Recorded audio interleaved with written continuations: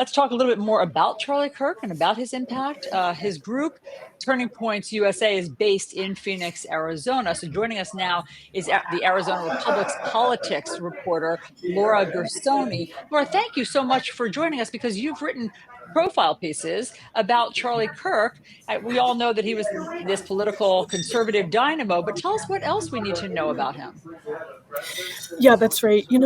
One thing that stood out to me in the wake of Charlie Kirk's killing is just how much he was able to accomplish by the age of 31.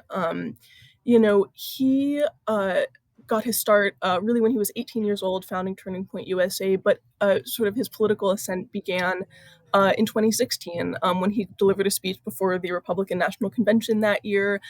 He started out, I would say, with really a libertarian conservative message. His big applause line at that point was "Big government sucks," kind of irreverent for its time. Um, in time, his thinking would evolve, just as the Republican Party did, towards a worldview that I would say really blended his Christian faith with kind of blunt force critiques of race and social issues, something that made him really an opinion maker in the modern GOP. You're in his home state there. I'm wondering, did you ever have a chance to interview him, have personal interaction with him, and what was he like when that happened? I did actually. I did. Yeah. He was a surrogate for some people in Trump's orbit during the 2024 election cycle. I must say, really, it was surreal to see, especially some of that shocking footage about someone I had spoken to several times in person. I would say, honestly, to me, he came across much like he does on his live streams, kind of easygoing, provocative, and entertaining. He was funny, politically articulate, but definitely with a certain personality flair. What kind of impact do you think, as being an influential voice for conservatives, not only on the national level, but also in Arizona, potentially moving to the party in Arizona to the right? Yeah, that's absolutely right. I would say that Charlie Kirk made himself indispensable in Arizona politics on the right.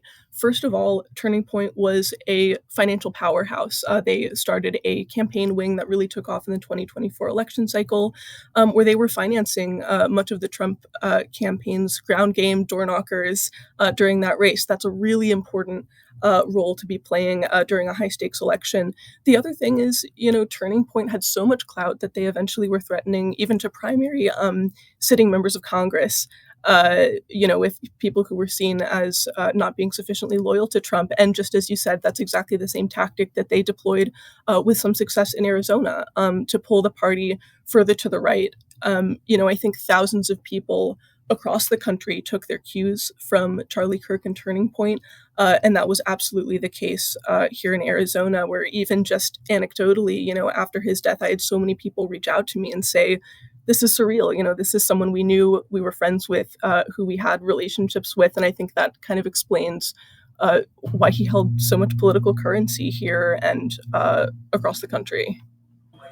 Sure, it's really interesting to hear you talk about his own political evolution because it's hard not to notice that somebody who thinks big government sucks suddenly is a supporter of President Trump, who I don't think it has instituted small government. I mean, President Trump has been taking a very active role in doing things in the states, in signing tons of executive orders, et cetera, et cetera. That certainly suggests big government. Did Charlie Kirk explain some of those, seeming discrepancies? That's a really interesting question. First, I would say yes, he did. I mean, whether you loved him or hated him, he was quite transparent about his political views.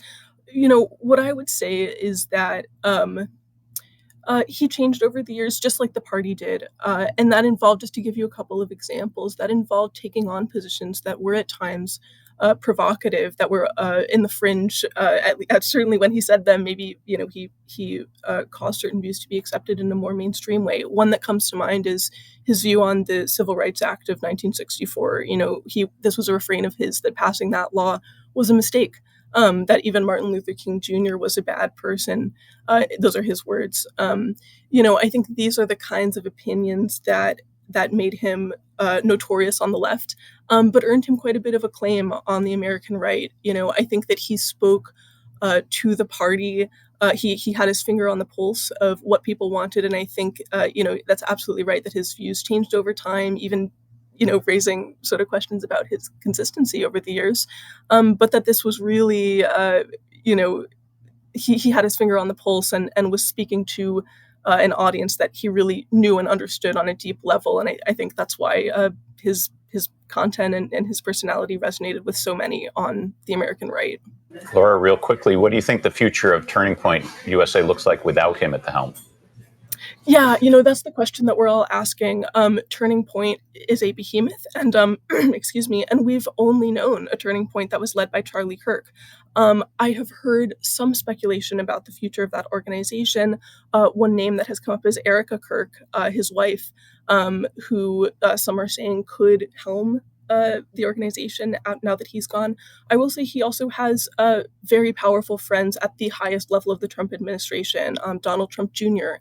Is someone who's a top ally of his who, gave me comments for my reporting about Turning Point, someone who was really would go to bat for Charlie Kirk. So I think in the next few days, and weeks, I should say, we'll all be watching what's the future of this organization and the quite sizable money that it was raising for Republicans.